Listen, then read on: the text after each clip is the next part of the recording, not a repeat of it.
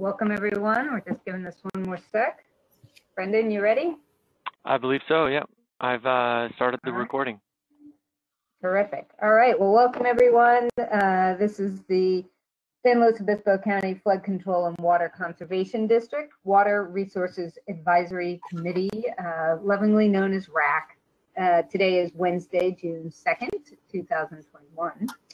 And we're going to go ahead and do a determination of quorum and see who's here. So, Brendan, if you can slow enough for us to all know who's in the room, call out our folks, and if you're on the phone and we can't see your name, we'll do a collection at the end for anybody that would go for it. Yeah, all right. So I'll go through the members and alternates who I see, and if you are a member or alternate, please let me know if you do not hear your name. So I see Tim Walters, Development at Large. For Environmental at Large, I see Christine, Eric, and David. Coastal San Luis RCD, I've got Linda. Upper Salinas RCD, I see George. Atascadero Mutual, I heard Jamie. Is that right? I heard you on the phone, Jamie? That's correct, Brendan. Thanks. All right, great. Farm Bureau, I've got Steve and Brent. Gold State Water, Joshua and Mark. Shane and San Juan, Stephen. And Estrella Opomar Creston Water District, Hillary. All right, I don't see Lee. So we got Hillary. City of Arroyo Grande, we've got Lon. I don't think Charles has joined us yet from Atascadero. He was going to try to make it. We've got Robert from Grover Beach, Laurel, Morro Bay, Andy, City of Slow, Ray for Cambria, Ron for Los Osos, Ed in Napomo, and Deborah for Templeton CSD. Were there any members or alternates that I missed? Shirley from Oceano. Oh, thanks, Shirley. Sorry. No worries. And you arrived early too. That's totally on me. And I see Eric Greening has a green light on. I hope that he's going to be part of this today. Yeah, he's saying he's having some audio issues. So, and Brendan, are you saying that nobody from the supervisor districts are here? I do not. I do not see any from any of the districts. So, unfortunately. Alan Duckworth, District 5 is on the phone. Oh, thanks, Alan. Great. Oh, great. Thank you. Any other district reps or alternates?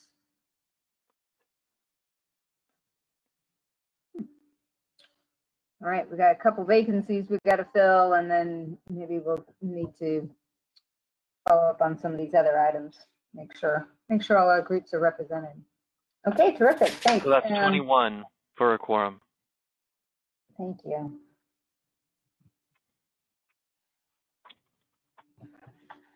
Let's see. Usually, and we'll just go ahead and take a minute if there's anybody who's a guest who would like to introduce themselves today as a visitor or as Greg Grewal is a guest today.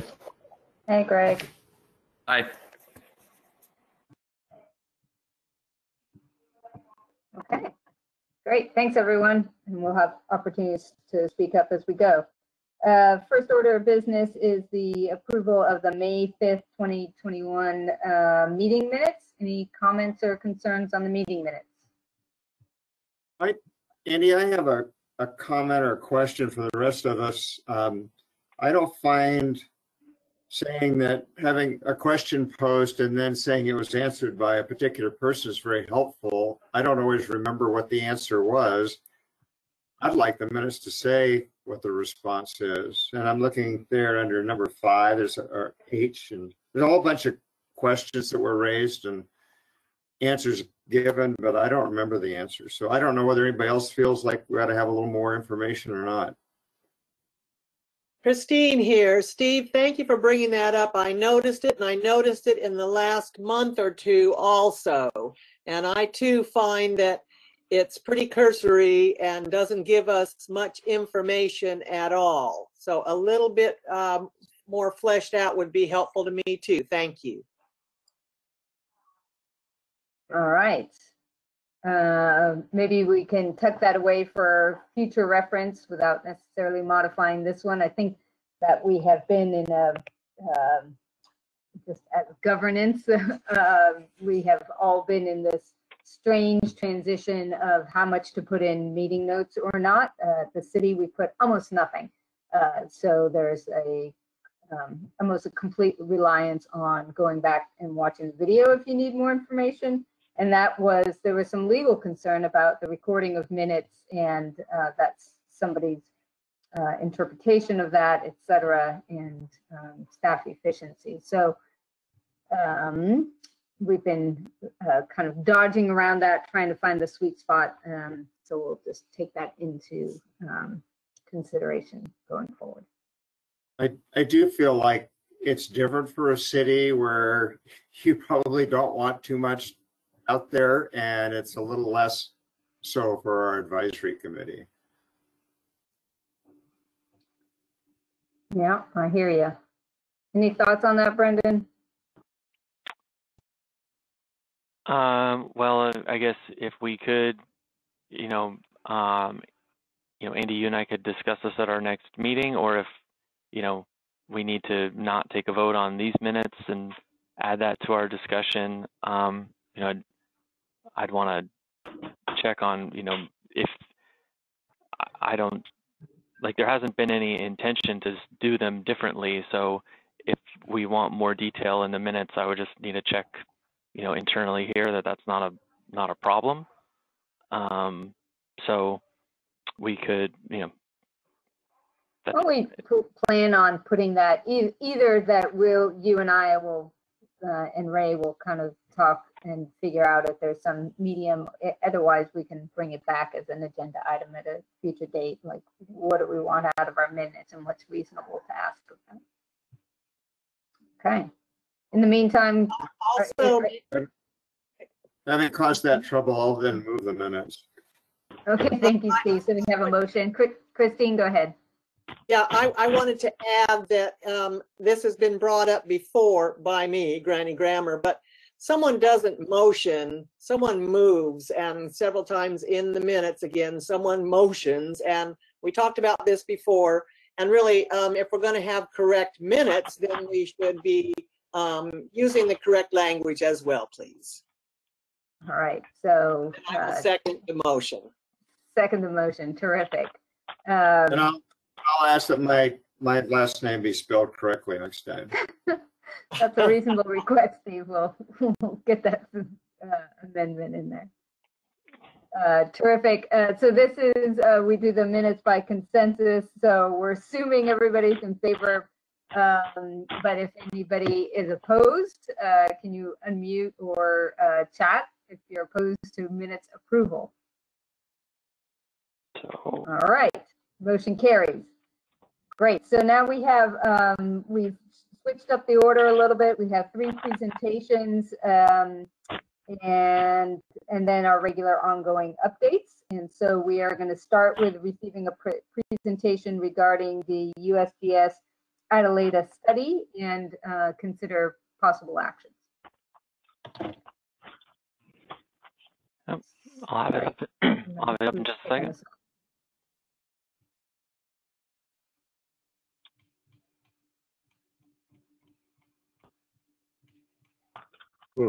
Okay.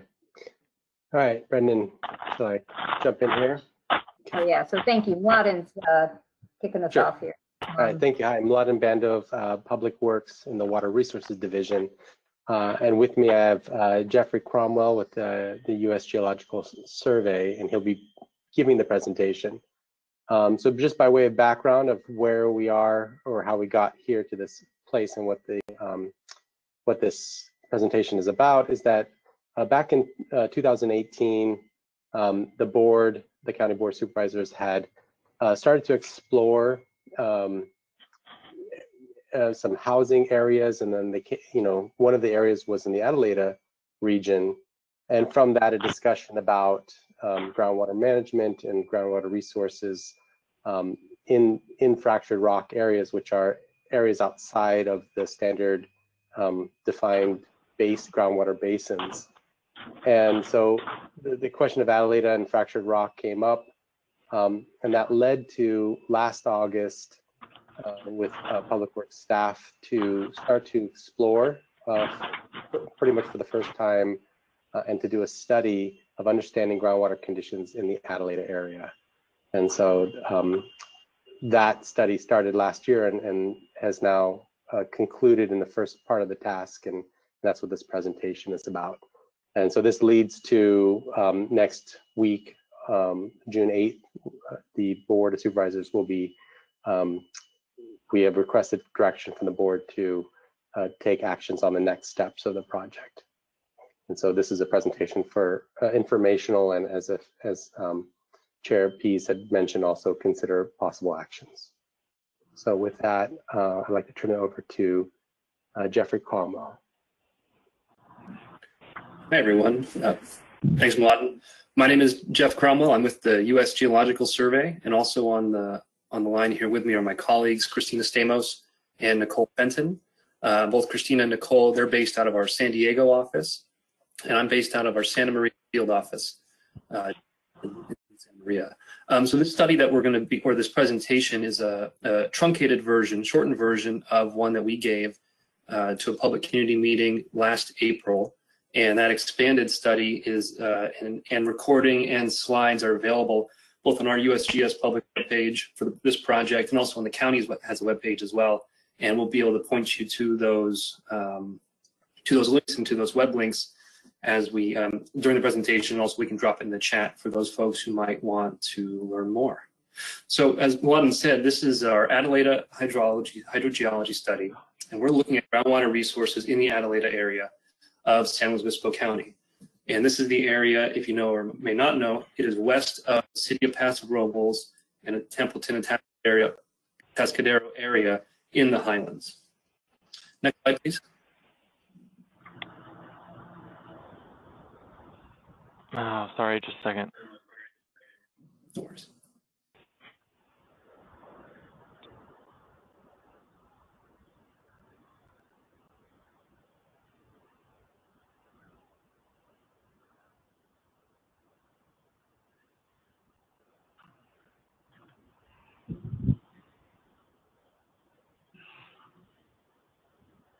There we go. Okay. Thank you.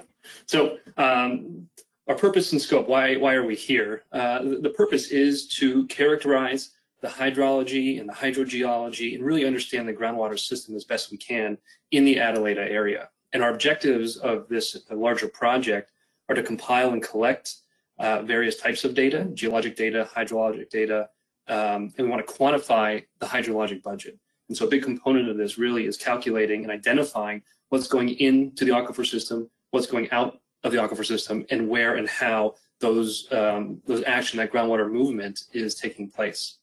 And what we want to do is to refine the hydrogeologic understanding of the area.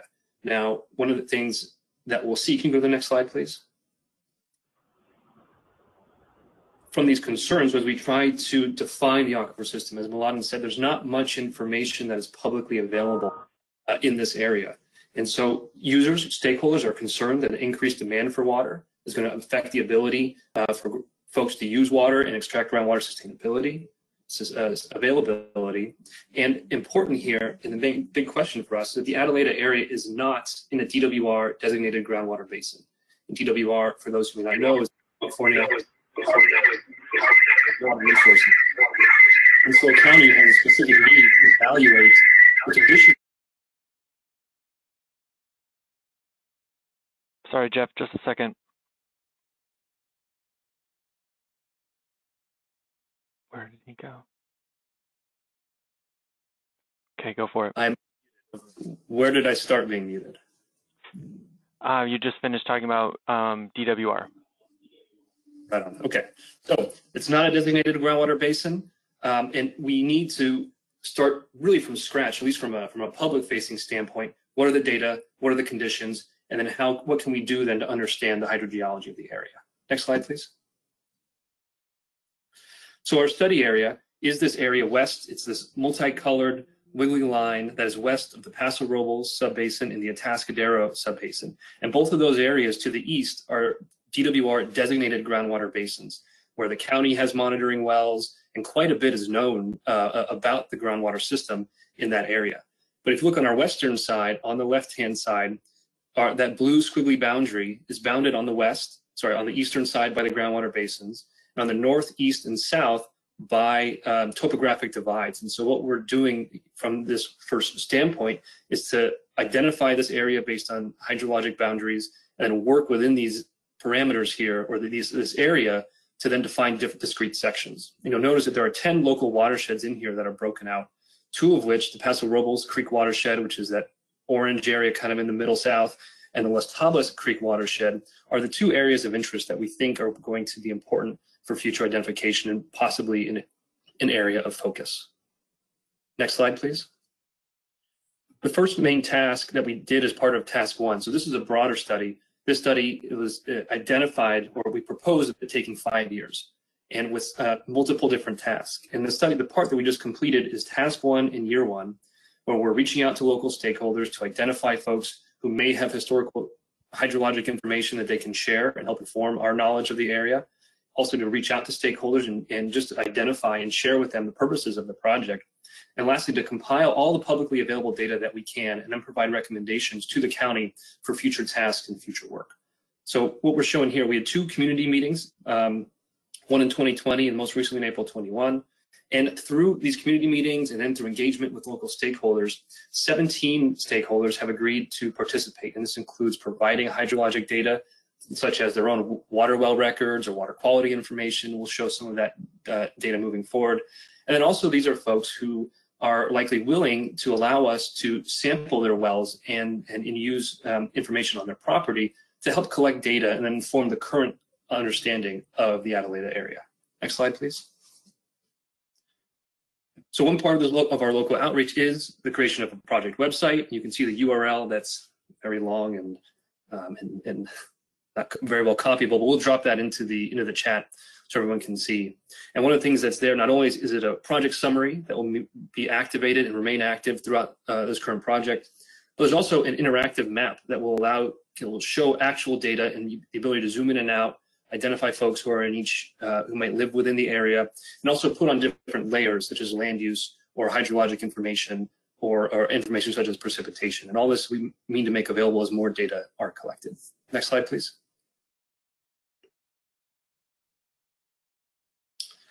So the data that we looked to compile was largely from public databases, existing reports, and also a heavy reliance on local stakeholders.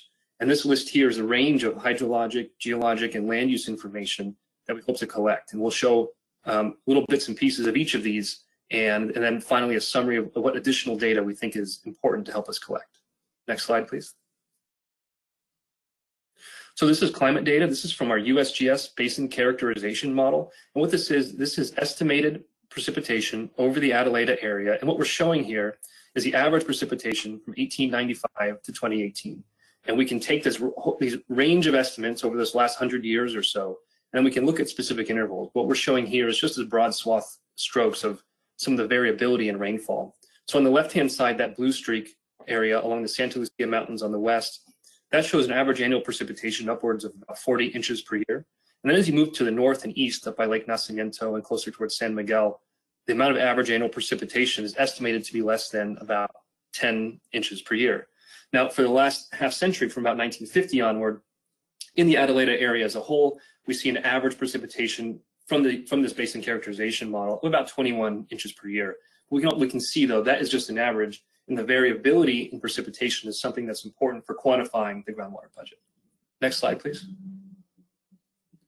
We also compiled land use information. And what we're showing here are California Department of Water Resources land use surveys for 4 different years, every decade or so.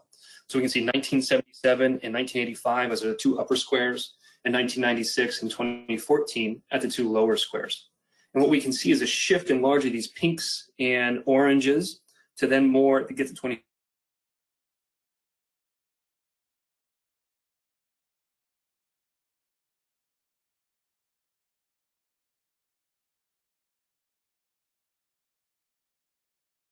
14, there are more purples in there. And the pinks and oranges are field crops and grain and hay crops. And then when we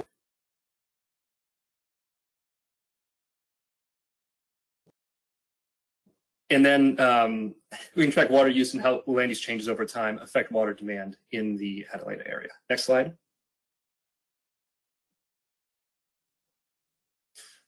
We also compile surface and subsurface geologic information. So not only are we interested in what the hydrology is doing, if we're concerned with just water in and water out, but where is the water flowing from? What is it flowing through? And from where is it being extracted? And so all this is important information for understanding how groundwater moves in the area and how water demand or human influence can affect the groundwater system as a whole. So what we're showing here, if you look at the orange swath that runs from northwest to southeast, that orange bit there where most of the dots are, that's the Monterey Shale. And that is this is a consolidated sedimentary formation. And underneath that, in those greens and olives, are additional consolidated sedimentary units and also some additional other fractured bedrock and other materials. If you look at the little yellows that are in there, largely along the margins and then in the in what are actually the stream channels, that is where there is alluvium. And so that's the unconsolidated sedimentary materials where, for instance, it is much more common in the Paso Robles Basin. That whole area might be more likely to be these yellows. And so we see in these stream channel areas where the alluvium is present is likely where recharge might occur. And so that's one of the things that we want to look at. The other thing we're showing here, all these dots are different boreholes, different places where we have subsurface information about the geology. And that's going to be very useful for helping us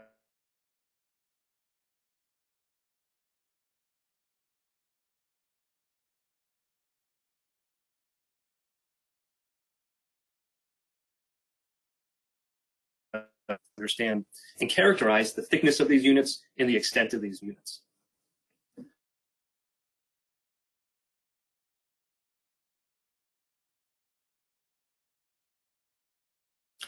Are we back? Next slide, please. So what we're looking at now is locations where we have groundwater information. This is just where there's publicly available information that we were able to compile. And you notice that the number of dots on this map are substantially less than the previous slide, which was all the available borehole information and geology information. So considering how many wells are out there and probably for how long they've been in operation, we only have some information about some 10, 20, maybe 30 wells that are here. And most of these groundwater measurements that are available to us were only taken since the 90s. So this is only about 30 years of information. And most of these records are spot records where they were sampled once, maybe twice over some number of years. And what we really want to see are regular and continuous groundwater level measurements. And we do have a few of those instances. And what these groundwater level measurements can tell us is over time, if we can track then changes in groundwater altitude, which could be indications of groundwater being pumped out or recharged to the system. Next slide, please. So these are some of the wells for which we have groundwater information. And these are the 4 wells for which we have continuous records. And you notice these go back from, starting from about 2015, which is on the left-hand side of each of these graphs, to about 2021 to present day on the right-hand side of the graphs. And on the left-hand side, this is groundwater level altitude. So this is the elevation above sea level. And although the values on the left-hand side change depending on the altitude of the well, each of those ticks represents 25 feet of groundwater altitude. So the scale on the y-axis is the same. If we look at the bottom left and the top right curves there, we see that the everything in black, in fact, in all the curves, all the hydrographs, each of those wells is about 300 feet below land surface. And in each of those, we see variations on a seasonal scale of approximately 25 feet, with the largest increase in about early 2019, where we see a big kick indicating when, a wet year, wet period, groundwater levels went up. Now, the big difference here, if you look at that red curve in the upper left one, hydrograph, that's AA11, those 2 wells are located about less than a kilometer away from each other. But you notice a big difference in signal. That red well is about 500 feet below land surface. So all of a sudden, for these 2 wells that are very close by, we see substantially different responses in groundwater levels, especially during the winter times. And what we want to, so this tells us that the groundwater system is not homogeneous. It is not the same thing. There are things going on hydrologically, geologically, structurally, or human influence that are affecting the groundwater system. This is what we want to know. And so we only have 4 wells available to us for which we have these long-term records. More would be nice, and especially over larger areas. You notice all these wells are focused in this Paso Robles Creek watershed area. So what we would like to do is expand and collect more data in other parts of the watershed. Next slide. The last component I'll talk about here is water quality data. And what this can tell us is the connection. If we look at the water chemistry, different chemistry over different parts of, of a particular area can inform us about different pathways and whether groundwater moves or is recharged from similar sources. And each of these dots on the right-hand side, this polygon on the right-hand side, each of those dots is also on the map on the left-hand side. And they're colored corresponding to the locations of the wells and the respective geology. So all those orange dots, the wells are spudded in the Monterey Shale. All the green ones are spudded in something else. Then there's these blue dots on the, if you look at the graph on the right, that are sampled from Lake Nacimiento. So that's a surface water area. And you see that almost all the dots plot in the same part of that graph on the right-hand side, meaning that they all have similar water chemistry, indicating they probably have a similar source of recharge. The chemistry might be consistent across the area. There are, however, 2 dots that are substantially different. You see those on the right-hand side and the bottom portion of the graph. And those are in that olive one is in a different geologic unit. And so it could be that the water chemistry there changes. Maybe it's older, or there's some other local influence from the geology that's affecting water quality. And then you look at that star, that dot down in the lower part. That dot, even though it's orange and spudded in the Monterey Shale, maybe that well is deep enough that it's actually tapping into a different geologic unit or perhaps a different aquifer. And so as we get more water chemistry information, we can help us tease out this history, this puzzle of groundwater in the Adelaida area. Next slide, please. If we're talking about the ins and outs, we've talked about locations of outs, which are probably where a lot of those wells are. Agriculture is one of the, and domestic use are where water is primarily extracted. But we also want to talk about the ins, and we can estimate the in from the USGS Basin Characterization Model. And what this shows here are from 1950 to 2021 is the amount of estimated recharge to the groundwater system over time. And it ranges from about, say maybe 5,000 acre-feet per year to upwards of 60,000 acre-feet per year. And if you were to plot a curve of rainfall over this one, you'd see that when there is more rainfall, it's estimated there will be more recharge to the groundwater system. And over this whole period, there are bigs and spikes and lows, but over the whole period, there's about 17,000 acre-feet per year of groundwater recharge that's estimated. Next slide. So in summary, for this task 1, we focused a lot on stakeholder outreach and the construction of the project website to reach folks in the hopes of getting historical groundwater and hydrologic data that we otherwise wouldn't be able to get from public databases. And what we have here is a pretty comprehensive data set that can be used to help guide interpretations. But this would be a foundation for doing a more integrated analysis and interpretation of the groundwater system. But primarily we need additional historic groundwater level measurements and hydrologic data. And also what we're proposing to do, and what's important now, is to go sample and collect groundwater level measurements and water quality data to understand the present conditions. Next slide. So this is a broad stroke summary of the future work that we propose to do is data collection of various types on the left-hand side. And on the right-hand side are interpretive works, such as the construction of a hydrogeologic framework model. Basically, what does the aquifer look like? And then evaluation and interpreting all the hydrologic and geophysical data that's being collected. And finally, this would be summarized in the USGS Scientific Investigations Report and appropriate data releases. And everything that the USGS collects or that goes into our reports is made publicly available. And this would be done through the USGS, our own database systems and web products and other sources of information. And also, so in addition to our more formalized data sets, everything else would also be on our project website that I think Joey dropped the link in the page. So the proposed project timeline, this updated proposed work, as Mladen said, is going to the Board of Supervisors on June 8th. If it is approved, We'll begin data collection, and that's anticipated to span from 2021 to about 2024. And then interpretive work will start shortly thereafter, and we anticipate the completion of the study and publication of the various products in late 2025. Next slide. So here we have the contacts for myself and for Nicole Fenton. We're with USGS down the left-hand side. Devin Best and Amy Smart, the Upper Salinas Los Tamas Resource Conservation District. They've been helping us quite a bit with outreach and setting community meetings and interacting with folks on the ground.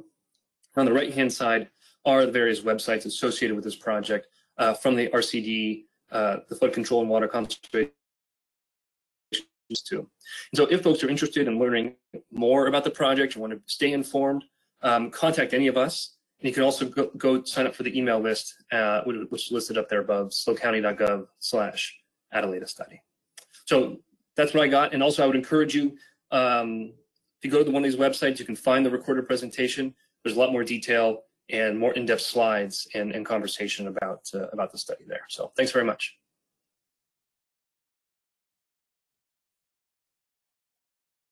Well, Hey. wow. Thank you so much. I don't know if you had anything else, Mladen, otherwise we'll take questions.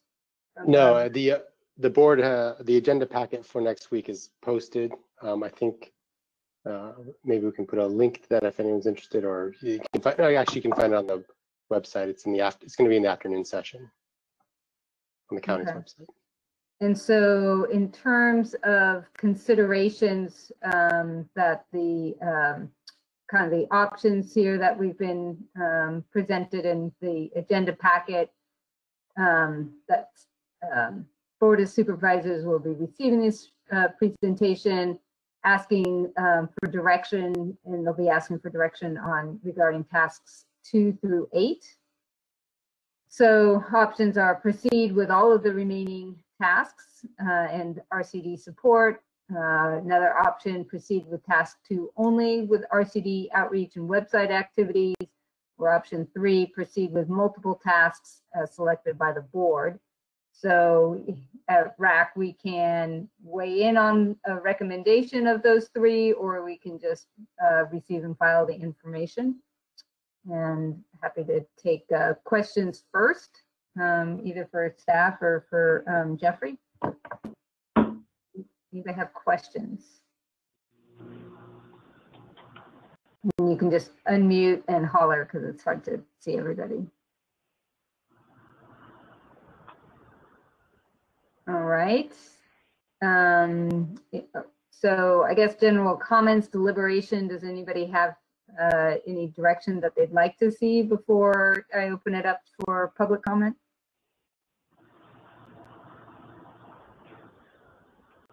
Really? Okay. This is Councilmember George. Andy, I go just ahead, wanted to say thank you for the presentation, Jeffrey, and I would move to receive and file. Receive and file, okay. You probably don't even need a motion for that, but I'm glad to have direction. All right, anybody who is, any members of the public would like to comment on this item? Seeing none, then we'll thank you for the report and go on to the next item. Great, thank you so much, appreciate it. Really interesting information and look forward to seeing what comes next. Yeah, okay, thank you, Jeff. Our next item is to receive a presentation from staff regarding stormwater capture in San Luis Obispo County. We had a fabulous ad hoc effort working with Mladen and Madeline. And so I don't know if Mladen's kicking it off first. Okay. I'll just go ahead and, excuse me, I'll go ahead and introduce the item here. Thank you, Chair Pease. So again, Mladen Bando of Public Works Water Resources Division. So back in short, back in December 2nd, 2020, the WRAC had formed a subcommittee to support a Civic Spark Fellow, which is Madeline Travis, as part of the effort of helping our division with exploring stormwater capture in our county. And it aligns with the WRAC's ad hoc committee recommendation to analyze further, to look into stormwater capture as both of a way to support groundwater recharge and other supply and other benefits within the county. So this presentation, it comes at the conclusion of both the subcommittee, and Madeline will go in more detail about where that, how that happened, as well as concluding her service year, which is going to be July, and with coming up with some guidance and some information about stormwater capture. So with that, I will hand it over to Madeline. Thank you, Mladen. I just wanted to go ahead and introduce myself again before I turn my camera off to be sure I can optimally present everything that I need to. So, all right, I'm going to turn my camera off and get started. So, again, my name is Madeline Travis, and I have been supporting the ad hoc WRAC Stormwater Capture Subcommittee as a component of the research, of the outreach rather, that I've been carrying out to better understand stormwater capture for groundwater recharge opportunities in the county. So to provide a brief overview, I will be going over the Civic Spark program, the project objective, share some of the discussion we had in our subcommittee meetings, review project methods, scales, and considerations as informed by outreach and research findings, and close with some potential next steps, which will ultimately be fine-tuned as draft potential recommendations, but at this point are still proposed future areas to explore. So starting off with the Civic Spark program. Civic Spark is an AmeriCorps and local government commission program geared towards increasing the capacity of local governments to address issues ranging from affordable housing and climate adaptation to water resources. I began this 11-month fellowship position back in September of 2020, where I started off with a deep dive document review and just initiating the onboarding process with creating a gap assessment or identifying specific areas of focus for the projects. I then went on to carry out some pre-project implementation research from around October to November, when in December we proposed forming a subcommittee of the WRAC to focus on stormwater specifically. We then met monthly from January through May. We just had our final meeting last week. And all the while I was concurrently carrying out research for this guidance document and targeted outreach as well. So outside of sharing this presentation with you all here today, I will also be sharing this presentation with the Farm Bureau Legislative Committee later on this month and publishing or wrapping up a final draft of the guidance documents between now and the end of July, which will be the close of my fellowship service year. So moving on to the next slide, I just wanted to re-encapsulate the project scope, which was to identify and analyze the technical, financial, policy level, permitting, and regulatory considerations inherent to stormwater capture, and to recognize the legal issues at hand as well, and then compile that research and outreach into the form of a final guidance document. So shifting to the next slide, we formed the subcommittee with the objective to discuss, support, provide guidance on various topics and activity to further expand the understanding of stormwater capture for groundwater recharge opportunities in the county. We centered on these four spheres of topics being partnership possibilities, costs, funds, and incentives, the legal issues, and permitting as well. Of course, had a conversation informing the outreach direction, that is specific individuals and organizations to reach out to, and how to organize content within the guidance documents as well.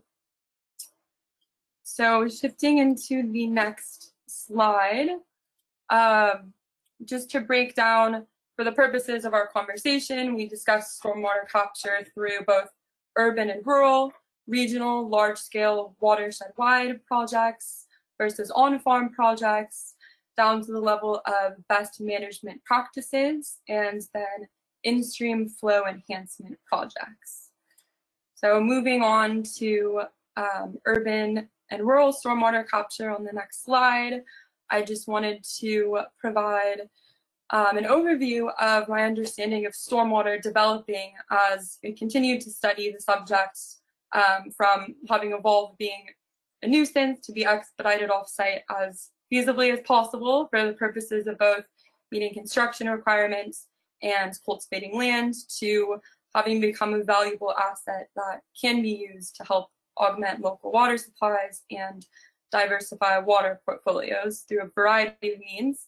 And so while urban stormwater capture has been implemented rather extensively in recent years, hence the terms gray and green recharge, traditionally taking place with dams, reservoirs, and other infrastructure intensive collection and conveyance facilities, versus low impact development or green infrastructure being an approach to water management that can mimic the natural water cycle to capture stormwater where it falls, by preserving and recreating natural landscapes, minimizing impermeable surfaces, and overall increasing functional drainage sites, which can take place as pitfall roofs, bioswales, or larger scale detention basins.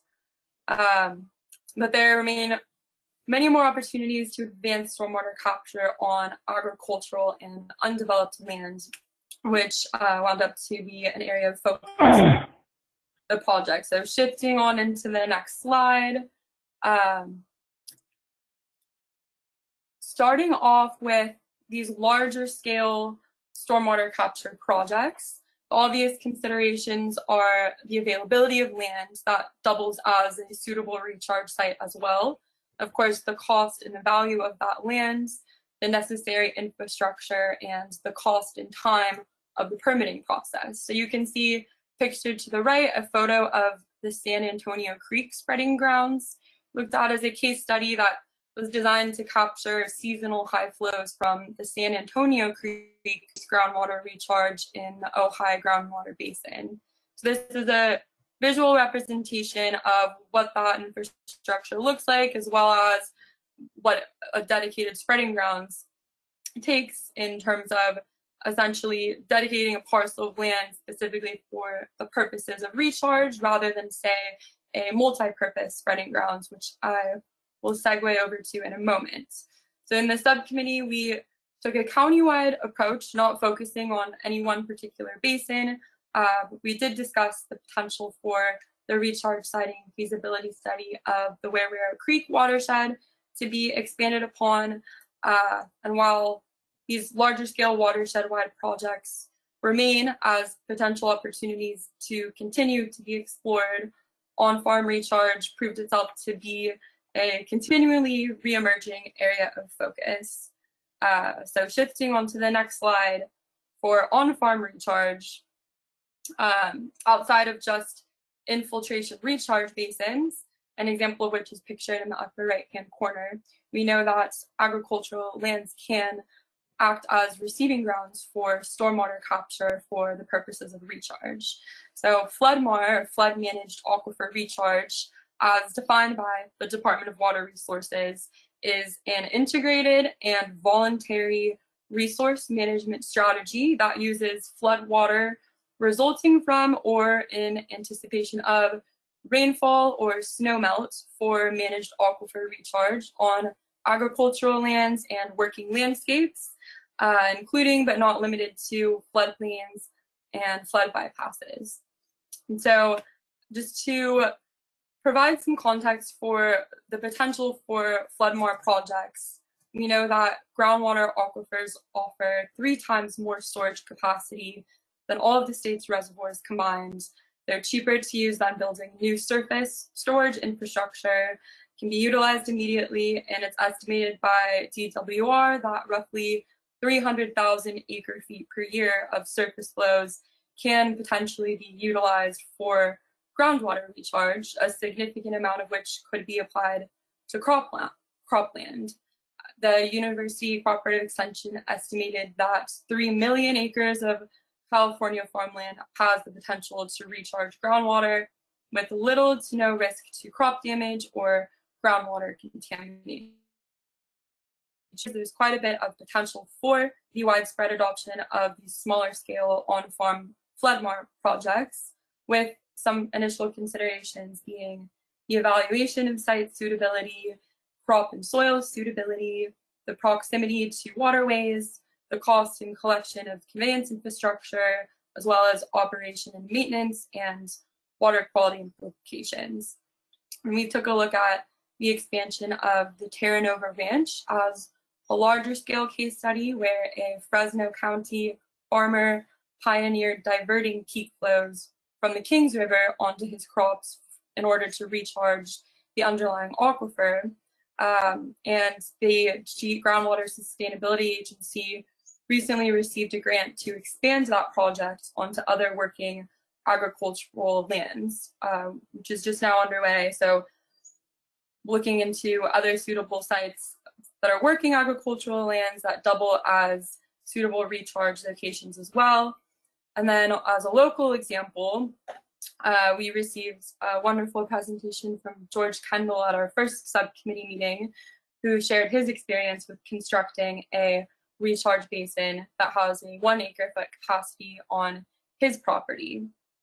Among the largest barriers to implementation of these kinds of projects proved to be the cost and incentives available in order to implement recharge basins and carry out these kinds of projects, with uncertainties related to crop suitabilities. So we took a look at the Pajaro Valley Water Management Agency's rebate program as an example of incentives to encourage these pilot programs to get stormwater capture projects off the ground. So the Pajaro Valley Water Management Agency partnered with the Santa Cruz Resource Conservation District, the UC Santa Cruz Hydrogeology Department, and rolled out a 5-year pilot program. To date, have created 2 successful infiltration recharge basins and continue to operate by compensating landowners that recharge more water that is being pumped with rebates as a form of financial compensation. They received a lot of interest from landowners inquiring about participation eligibility. So it will be interesting to see what the ongoing research looks like in terms of how this could be applied and scaled elsewhere, as well as the water quality implications that they're continuing to study with those projects. And moving on from on-farm recharge onto smaller scale best management practices, wanted to just take a moment to acknowledge the role that best management practices have played in this research project I've been carrying out, both in the form of residential best management practices or urban projects geared towards water quality and addressing concerns of water quality, traditionally using native vegetation for purposes of bioremediation. But with respect to rural best management practices in the form of regenerative agriculture and the opportunities for recharge using these best management practices on rural or undeveloped lands, it turns out there's quite a bit of interest expressed in these regenerative agriculture best management practices and an emerging nexus between carbon sequestration, climate adaptation, and groundwater recharge. So regenerative agriculture, meaning the reduced tilling or no tilling altogether application of compost instead of conventional pesticides or synthetic fertilizers, with the idea being that through increasing soil organic matter, you're therefore increasing the soil's ability to act as a sponge and hold on to more moisture, with some numbers thrown out in the range of up to 4% more water retention in healthy soils. So these practices are currently encouraged with resources available such as the Healthy Soils Program, offering grants for participating landowners through the National Resources Conservation Service, and as becoming a carbon farming practitioner through integrating these practices, there's means of compensation available, while the use of soil moisture sensors can help to quantify the benefits of water retention, and studies are continuing to look at what exactly that relationship looks like between climate adaptation and stormwater capture for recharge. So lastly, we have in-stream flow enhancement projects, which we know can quite literally facilitate in-stream pooling to enhance in-stream flow, directly release flows into waterways during dry periods and raise the water table, or occur through off-channel projects that contribute to gradually feeding the base flow in creeks. So aside from the creation or enhancement of aquatic and terrestrial habitat, these kinds of projects can contribute to groundwater recharge as well, with the need to take into account whether or not a groundwater dependent ecosystem is present, or that is an ecosystem that is supported by groundwater.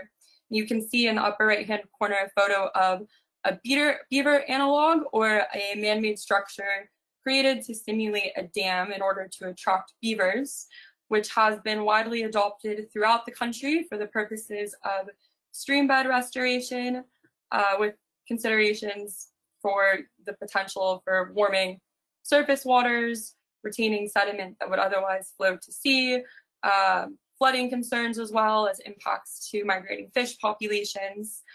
And then in the lower right-hand corner, you can see an example of a off-channel pond.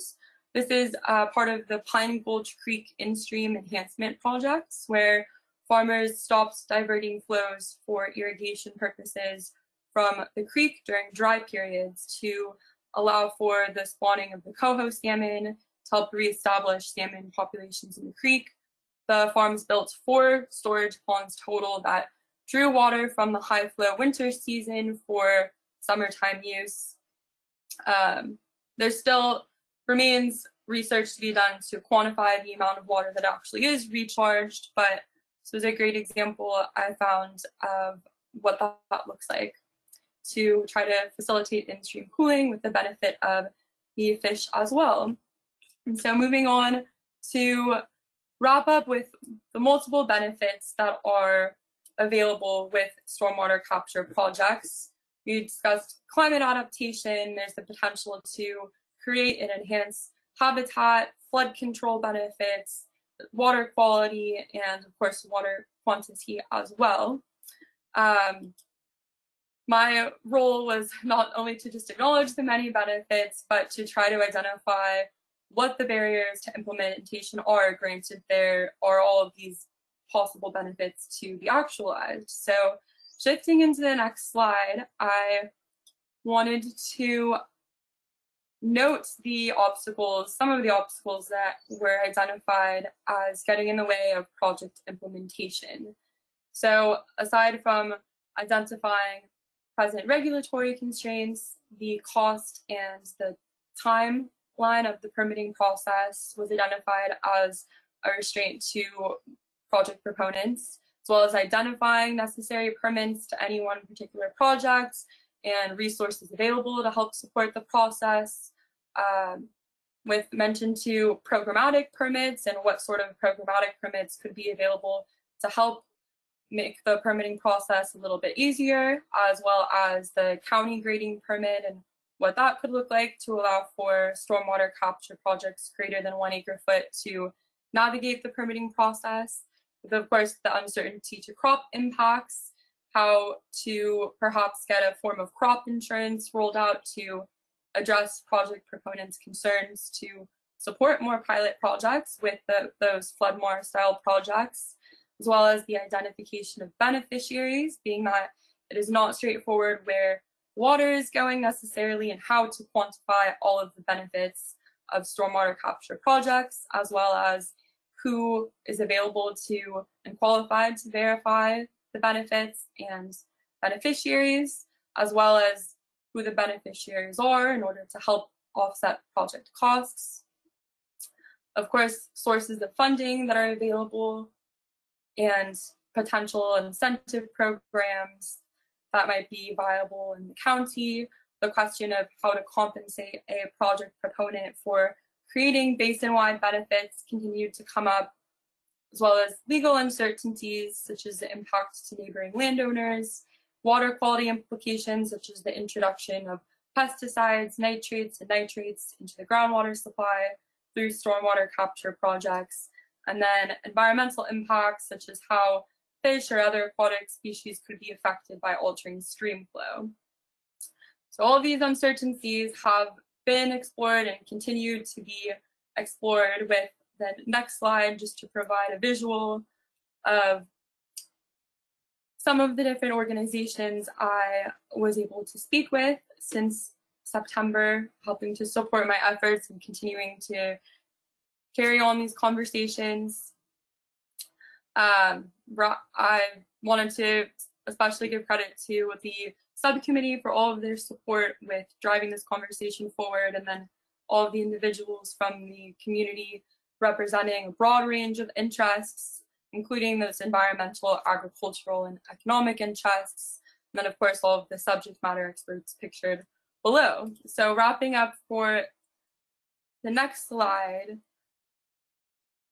some areas that can be explored moving forward, building off of what was previously stated, include the feasibility for those smaller scale on-farm pilot projects with respect to multi-purpose agricultural or undeveloped lands, promoting those increased regenerative agricultural BMPs with the potential to incorporate something like the keyline plow into carbon farming practices, or development of other land use-based programs through the RCDs, advancing our implementation of feasibility understanding with hydrology studies for inflow and stream water availability, and expanding off of everything that we already know, moving forward with having conversations around cost-benefit analyses of stormwater capture, taking into account the conditions of shifting climates, and conducting those alternatives analyses in conversation with what stormwater capture looks like as a method to incorporate, driving forward conversation in the WRAC, as well as just future outreach discussions. If I've learned anything, there just remains many more conversations that need to be carried forward alongside emerging studies, watching other pilot programs and projects get off the ground. And so I'm hopeful with carrying the conversation forward, this can serve as a stepping stone with future efforts, whatever direction they may lead. And with that, thank you very much for your time. I'd love to open this up for any questions you might have. Great. Thank you so much, Madeline. It's been really great working with you and kind of trying to get our arms around this complicated topic. I also want to thank that subcommittee, David Chipping, Ron Munns, Hillary Graves, Lon George, Shirley Gibson, and everybody was able to provide a lot of good input and just ask questions. I think we ended up with perhaps even more questions in terms of next steps. So going to go ahead and open it up for questions or comments. And just, this isn't slated for any WRAC action at this point. Happily, staff is going to be able to have some resources in the next year or two, in the next fiscal calendar, to continue working, supporting, exploring stormwater capture opportunities. And our thinking at this point is perhaps that we let staff dig into it a little bit more, let Madeline finalize her report in July before she goes on her merry way, and then we can reconvene perhaps in the fall and see, are there particular items that WRAC should take up or wants to have a focus on. but happy to see if there's any questions or comments for Madeline or for staff overall. And you're welcome to just, we're going to start with WRAC members or alternates, and then just unmute and shout out that you'd like to speak, and then we'll go to members of the public. Christine, I see. Thank you. Well, I enjoyed the report. Interesting information, and it sounds like there was a good subcommittee there. But the report brings up more concerns for me that I just want to put out there and see if there's any comments or where this might be going. Considerations, climate adaptation, undeveloped lands, rural lands, IDing beneficiaries, and environmental impacts. When there's extra water out there, I believe nature has figured out a way to use that, and all the other species use that, the plants, the animals, and if we humans start gathering all the extra water that used to flow, either sheeting across lands, in forest areas, in hillsides, I become more and more concerned about humans capturing more of the extra water to use then again to pump it out again for our own needs, rather than recognizing that during flood times, lands are washed and creeks flow and are recharged, and so I'm wondering if we're looking at this in a very human-centered view, and how much of what's going to be discussed ongoing will look at, especially undeveloped lands and rural lands. Urban, I get that. On irrigated ag, people build their ponds anyway and capture water when they can. But I'm just concerned that this sounds like taking more and more from all the other natural systems. And I could very well be wrong, but that's kind of how it's starting to feel to me.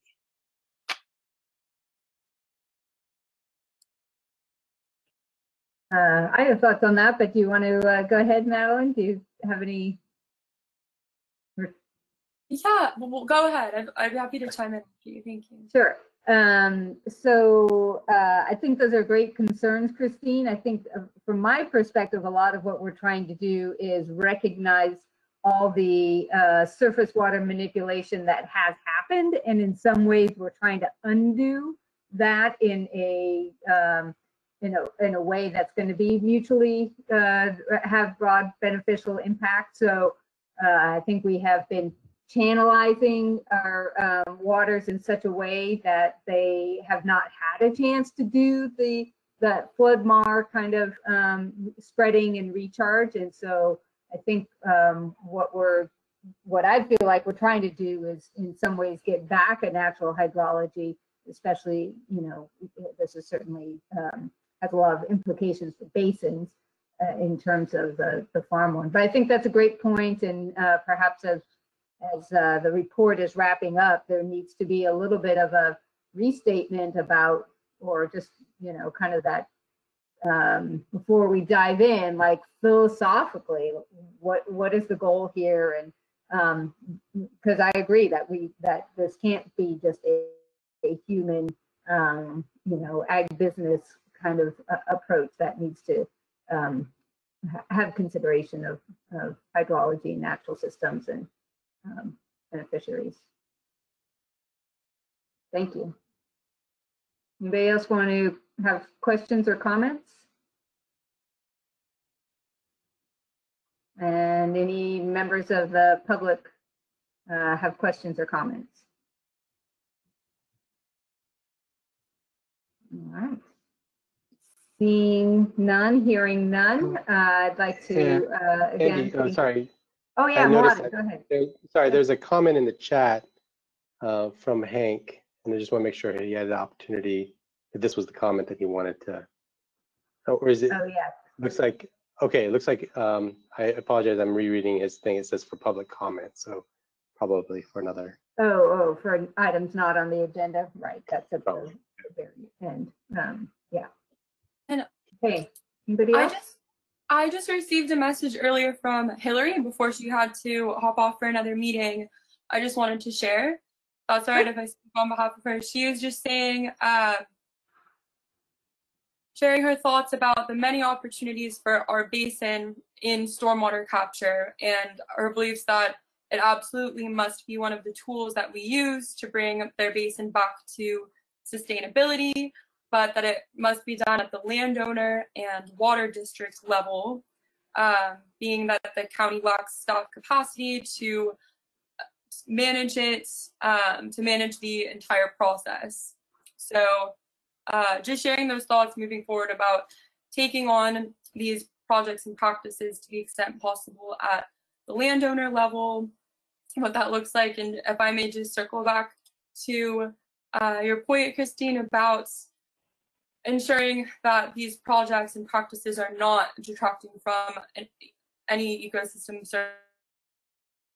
services. The idea being the slow it and sink it method, spreading this water around with a return to these natural processes and the echo, the idea being that through the channelization of waterways and creation of impervious surfaces, we've to an extent interfered with the natural hydrology of allowing this stormwater to get back into the ground rather than depositing flows into a space. This idea of capturing stormwater on site for all those multiple benefits to be realized, but that's definitely a very important consideration to make sure we're not interfering with processes. So thank you. Great, thank you so much. Appreciate your work. All right, moving on to our final of the three presentations today from the Shandon-San Juan Water District regarding the recent applications to the State Water Resources Control Board. Again, this is in our bylaws for WRAC. There is an opportunity for any member to share issues or updates from their jurisdiction. And so Steve Sitton requested this time, and WRAC was interested in hearing about it. So we turn it over to him, and just recognizing there's no action to be taken. There's nothing before the board that's advisory. So we're just getting the information and can ask questions afterwards. All right, Steve. All right, thank you. I'm Steve Sinton, and a director of the Shandon-San Juan Water District, and I'm appreciative of the opportunity to talk about this and what's going on. Just for background purposes, our district is a California Water District, which is a public agency under the California Water Code. And we are also a GSA, a Groundwater Sustainability Agency. Under SGMA, it's our obligation to bring the Paso Robles groundwater basin into sustainability. And our groundwater sustainability plan concluded that we had to cut back or reduce pumping by 17 to 20%. And that could be done through a variety of means, including straight cutbacks, conservation, and leading to greater efficiency, and finding supplemental water supplies. We commissioned a study at Cal Poly, a Cal Poly economic study, which you can find on our website. And they examined different levels of cutbacks, and I just picked the middle one, which is 17% cutbacks. And they determined after several months of studies that if we had to cut back 17%, we would lose 3,300 jobs in the county, and it would cost $458 million a year. And just for context, the paper the other day had an article about the wind farm for Morro Bay, and compared to the $458 million loss that we projected, the wind farm would add $262 million. So it's a really big deal. Our district's looking at all the possible solutions to our groundwater issues.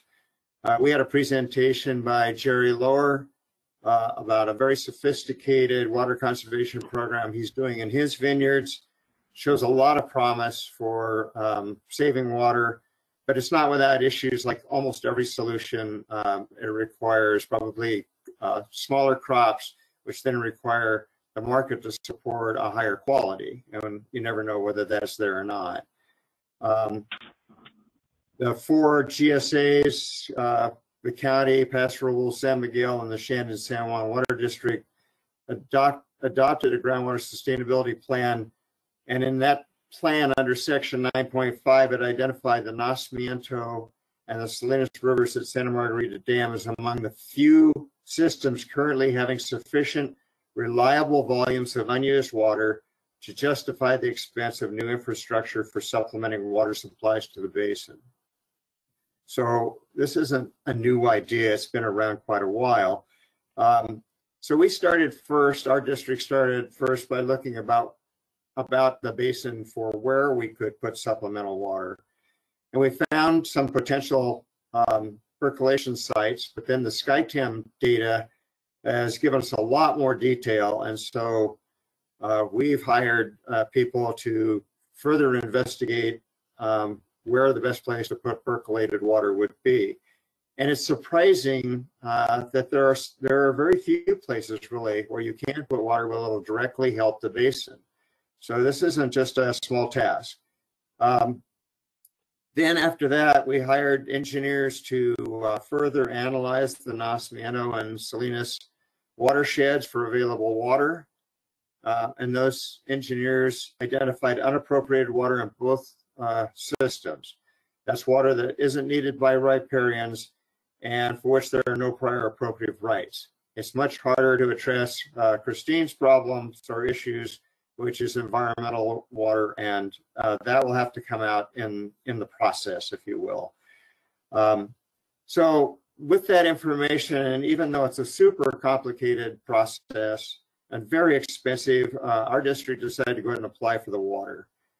And since this would be an appropriate water right, and under appropriate water rights is first in time as the highest priority, it probably is obvious to everyone why we couldn't discuss our plans and thoughts with anyone else until we had the application in place. If we had discussed it prematurely, there wouldn't have been any water to apply for. So we did apply on February 4th. We applied for 14,000 acre feet from Nacimiento and 14,000 acre feet from the Salinas River. When you file an application, you have to apply for the maximum water that you could take at any one time in any year. So even if that only happens once in 25 years, that's the amount you have to apply for. Now, unfortunately, the application fee is also based on the maximum amount of water you can apply for and not the actual amount of water that you expect will be available. So it's a very expensive process for us.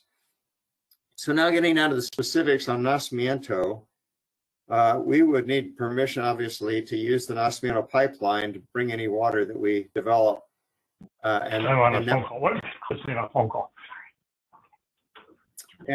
so obviously we would have to work with the county entities that have the prior right to that pipeline and the 17,500 acre feet that the San Luis County has in Nacimiento.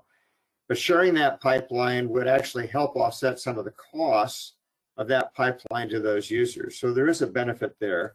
And we would only use it or be able to use it when those entities didn't need it. And we have determined that there are such times. So on Nacimiento, we applied for 2,000 acre feet of direct diversion. That would be stormwater recapture that our engineers say is available.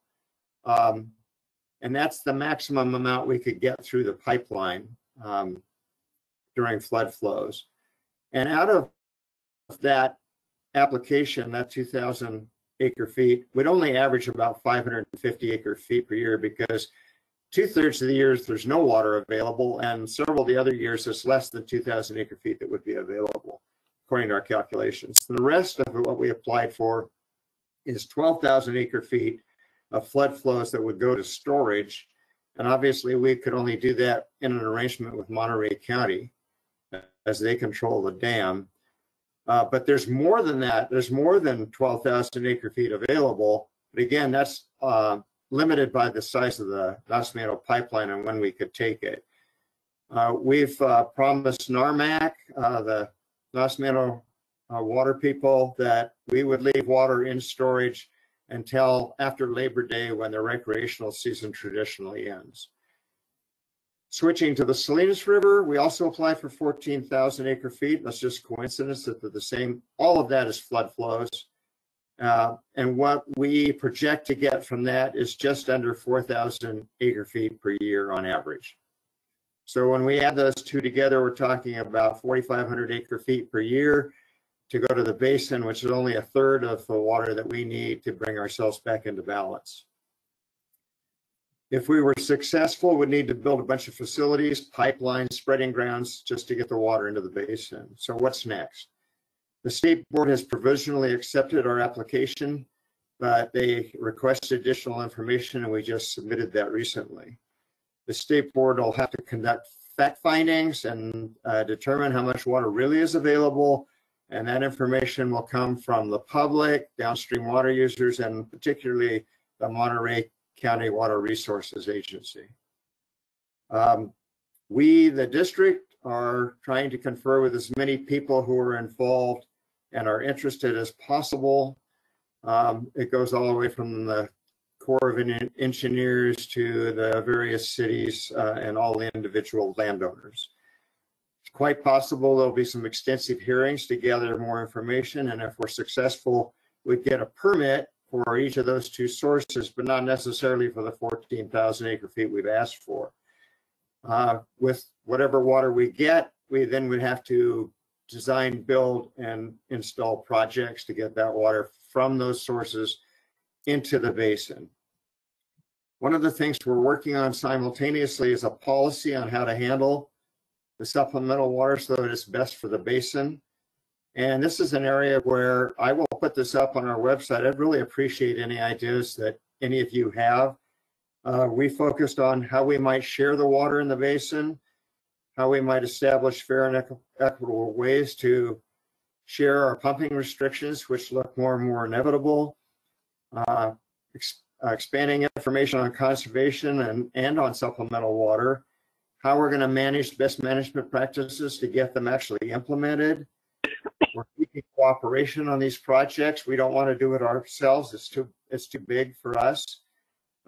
We're looking for creative ways to track every drop of water that comes into the basin and goes out. And one of the things we hope will assure or reassure people around the county is that we are insisting that no water be exported. So the Shandon-San Juan district sees these applications as a big first step, but also a great opportunity to help protect the local economy and provide supplemental water to our basin to keep it strong. It's obviously going to work only if we have partnerships with the county, the cities, and the landowners who all rely on the basin. This project's going to take a long time to work through. There's a lot of misinformation and distrust, but we think that when it comes to water, that's just the way it always is. So we're hoping that by reaching out like today, getting as many facts on the table, answering questions, that we can achieve sustainability cooperatively. And that's critical not only to our groundwater basin, but to our economy. So that's kind of the background story, and I'm sure I missed something, and I'd be happy to answer any questions.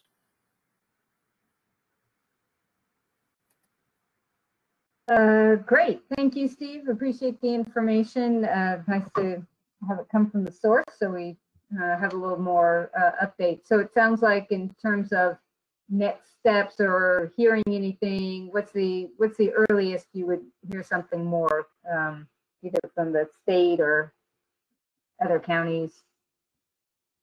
Well, the state will presumably give us some response to our answers to their first set of questions, and in my experience, there'll just be some more questions. So I don't expect anything really solid to happen for months. It took, I think, 2 months for us even to hear back that they had received the application. They're like everybody else, I guess they're buried at home, and it's hard to function efficiently. So I think that's going to add even more time to this. I just don't see this happening over even months. I'm thinking in terms of years. Okay, terrific. And then there'll be plenty of opportunity for formal public feedback and all those types of things as well. Yeah, that's really a requirement. Right. Okay. So starting with WRAC members and alternates, any questions?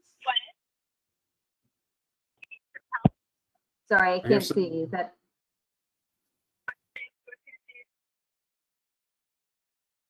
Anybody hear who that is?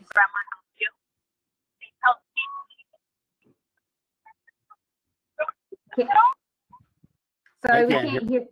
We can't hear if you're trying to ask.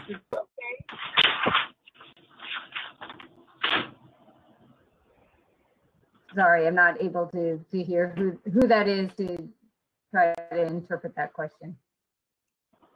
Anybody else of WRAC members? Questions? Okay, and any other non-WRAC members of the public who'd like to have questions or comments? Yeah, I have a comment, Andy, when it's available. Yep, Greg, your turn. Okay, so on these appropriations that were sent at the in February, the beginning of February, deficiency letters were sent back on March 5th, giving 90 days to clarify all the problems that were in both of these applications. The main problem I have with this whole deal is these guys are part of the so-called cooperative group. They didn't cooperate with the group. They didn't tell the group what they were doing. And now they want to talk about how we're going to share the water. Well, when you bank water, it belongs to you. It's not stormwater capture. And you don't even know if this water exists. And earlier you listened to the USGS talk about what was going on in the Adelaide area, and that north part of that area is the watershed for Nacimiento. So, and just one part of this in both these applications where it talks about if you don't allow these guys to put their infrastructure, which they were supposed to have before they became a water district, across your property, they're gonna do eminent domain and take your land away from you. That's in their applications. I got both the State Water Control Board's letters of deficiencies. One's 9 pages, one's 11 pages, and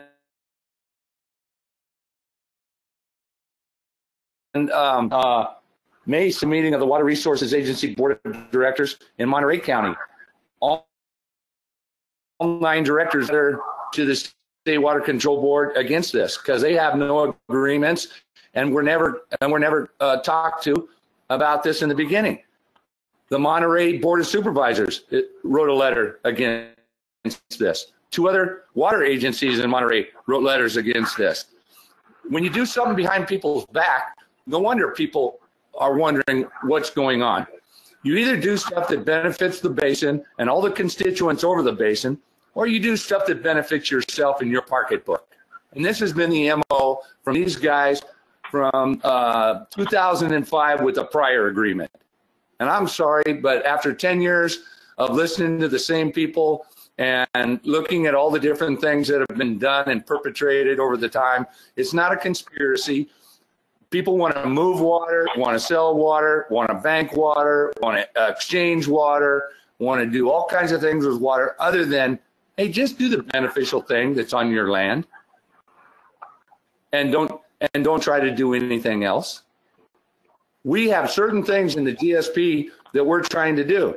One of those is stormwater capture, which we can get grant money for. The GSP we got grant money for. So nobody had any out of pocket. But some of this stuff, it's just beyond the pale of, well, now we want a clean slate and start over. This is not the first thing that's happened that the San Juan district has tried to do. So Greg, sorry, let's keep it to this specific item and not personal. And okay. You're kind of at the end of your minute. Yeah, it's not personal. That's the end of my deal. I don't understand why we're having a presentation on something that happened on May 5th when the Board of Supervisors voted on May 4th to write a letter against it. Thank you. All right, thanks, Greg. Do you have any, do you want to respond at all, or we're just taking comments? That's fine too. Well, not really. I mean, I addressed several of the things that he raised. I mean, it's pretty obvious why Monterey County would be opposed. I think 91% of the water already goes to their county, and we're looking for 3%, and we'd like to get 3% for San Luis County. Yeah. Okay. Thank you. Anybody else? Questions, comments, members or the public before we close up and go on to the next item? All right. Seeing none, thank you so much for your time. Thanks for listening and comments. All right. We are moving to wrap up here. There are ongoing updates. And as usual, I'm just going to kind of zip through them all. If anybody has anything they want to comment on, please unmute and holler. Rain and reservoir report. California drought monitor summary, sobering as always of late. Groundwater basin management efforts. IRWM. Stormwater resource plan, various county water programs, policies, ordinances, and open reporting on water conservation opportunities and information. Anything on any of those items? Chock full of good information as always. Thank you for that.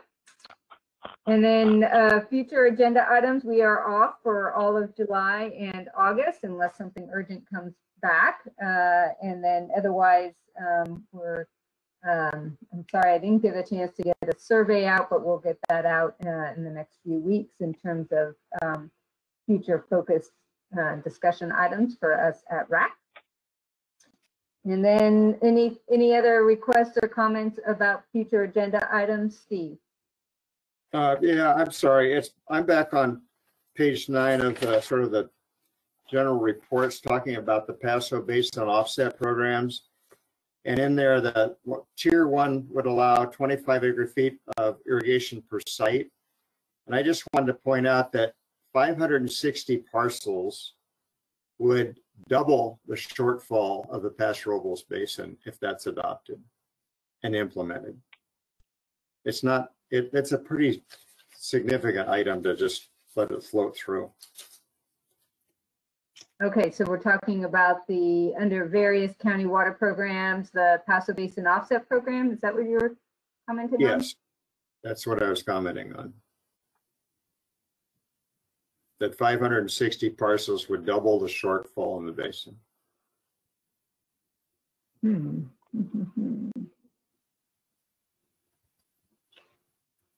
Okay, so folks who are interested, be sure to check out that item.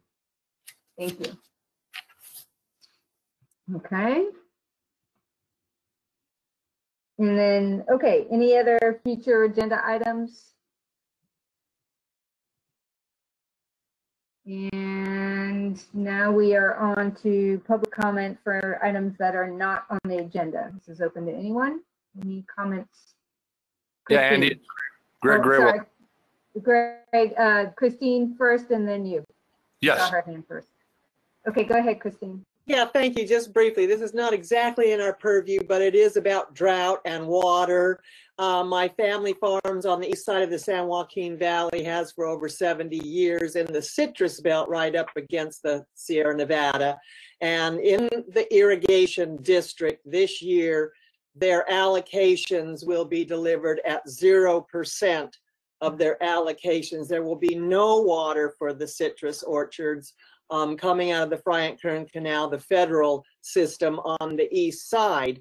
Now, that doesn't mean there's no water, because there are people who have banked water or saved water, and for $1,500 to $1,700 an acre foot, my brother and my son will be buying a few acre feet as insurance from Stuart Resnick. Wow. And the drought that we talk about in the last 20, 30 years looks to be pretty much a solid drought, that length of time, with just a couple of wet years plopped in here and there. And I continue to be very concerned about not only what this will do to ag, but to urban areas that used canal water, such as Orange Cove, which does not have wells, but only canal water for urban uses. Thank you, Christine. All right, Greg, you're up. Thank you. And thank you, Christine. Now you know why people want to bank water, so they can sell it later for a lot of money. The people that are in the Williamson Act have to have a certain amount of water to meet their requirements to be in the Williamson Act. So if they don't get 25 acre feet of water and you have a small parcel and you're supposed to do some kind of ag thing to stay in the Williamson Act and you don't get it, you will be kicked out of the Williamson Act. So there's more to this than, oh, a certain amount of people are going to get 25 acre feet of water. We have a basin that's approximately 500,000 acres. Less than 10% of that is irrigated ag. They use 90% of the water. So if 10% of the people are using 90% of the water, why do the other 90% of the people need to stop doing anything? It's the people using the 90% that are the problem, not the people using the 10%. Thank you. Thank you, Greg. Any other public comments for items not on the agenda? All right. Seeing none. Hank, did you want to make a comment based on your chats? I just thought I'd ask if you were still in the meeting. I'll wait until next time. It just looks like San Simeon's pretty tiny, but we now have an RFP out on the street. Just found out about it to do the final study, but it's apparently already been determined that we have enough water to start development. So these are going to be the studies to push it through the system, so to speak. So that's it. Thank you. But there is an RFP on the street if any firms are interested in that work. Thank you, Hank. Brendan, can you, I didn't see a chat to provide context for that. Oh, he had been chatting about making a public comment, so I wanted to make sure he knew that this was the time. And the RFP is for what? The RFP is for consultants to do the necessary studies, a miniature version of an urban water management plan, gotcha. Scaled down for a tiny community. Parts of it are missing, but apparently it's already been an assumption made that we have enough water to begin development.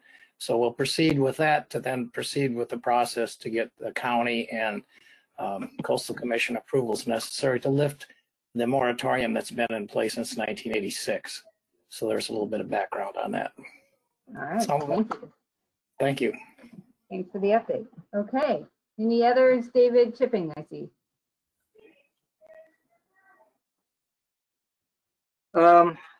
This is way too late because I've been looking for it in my files, but it's pertinent to all the discussions we've been having. There's a legal question, apparently, that has been brought up by California law as to whether groundwater recharge is in and of itself a beneficial use. Everyone seems to be assuming that it is, but apparently, according to California law, it's not settled law. So maybe I should send out a reference to Andy to distribute so people can read this article from California law. It's sort of mind-boggling, actually. Right, things that aren't tested, not stated, not tested. Okay, thank you, David. Keep an eye out for that. All right, last call. Anybody else? Thank you, everyone, for being here. Thanks for your participation and listening. Have a fabulous summer break. We're adjourning until our next WRAC meeting, September 1st, 2021 at 1:30, location TBD. So we'll keep you posted. Thanks, everyone. Thank you, Andy. Thank you, everyone. Bye-bye. Bye. Thanks, everybody.